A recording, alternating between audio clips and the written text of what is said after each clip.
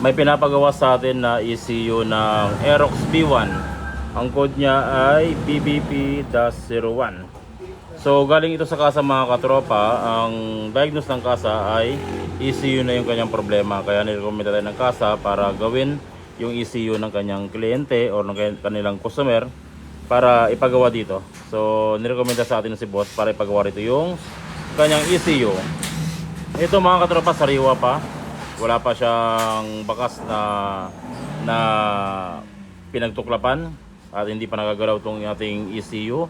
Ngayon sa mga nagtatanong kung paano ba malaman kung sira na yung ating MOSFET ng ECU na hindi ginagalaw or hindi binubuksan yung ating ECU. Kasi minsan yung iba kapag hindi gumagana at naghihinalaan yung ECU, binubuksan yung ECU, tapos tinignan yung MOSFET, wala palang problema yung kanyang MOSFET, sasaulin nila pero meron ng bakas na pinag-reparan. Kahit naman hindi na-repair pero nagbukas ka na, syempre considered na yun na ni-repair na yun or pina-repair mo na ang magiging labas nun. So sa mga nagtatanong kung paano ba i-check yung ECU na kung sira bang MOSFET na hindi na binubuksan. So para ma-check natin yan, gagamit tayo ng multi-tester. Ito yung ginagamit ko, Habo test. Tapos yung ECU, dapat nakaganito yung pwesto sa inyo. Ito yung lock, nasa ibabaw yung dalawang lock. Tapos ang pwesto ng ating ECU ay ganito, nakarap sa inyo yung flat. So kapag ganyan yung pwesto ng ECU mga katropa, itong bandang kanan sa isang box na to, ito yung ating ground ng ECU.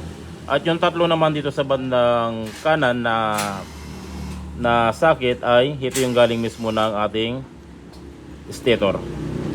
So para ma-check natin yan kung may problema sa ating MOSFET, ang gagawin natin, yung probe test natin na negative, ilalagay natin sa ground dito sa bandang kanan ng ating kaliwang box. So ilagay natin dyan. Pagkatapos nating mailagay yan, syempre multitester natin yung tatlong pin na ito sa bandang kanan. Ito yung galing mismo ng ating stator. So kapag binultitester natin yan, dapat ang lalabas ay reading. Kapag continuity or tumunog yung ating multitester, ang ibig sabihin yan, kumpirmado na sira ang ECU at may problema yung kanyang MOSFET or may sira yung MOSFET ng ating ECU. Subukan natin dito sa isang pin. So kung mapapansin nyo, reading lang yung kanya lumabas. Pangatlo, kita nyo, tumunog yung ating multitester. Ibig sabihin mayroon siyang continuity mula sa ground.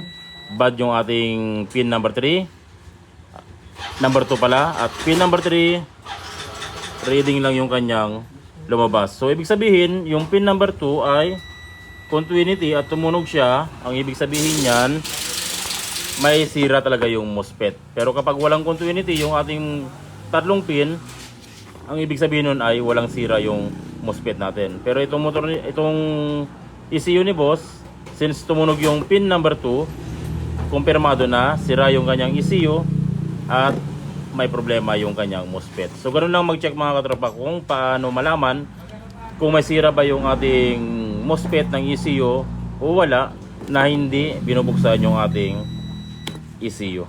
Okay?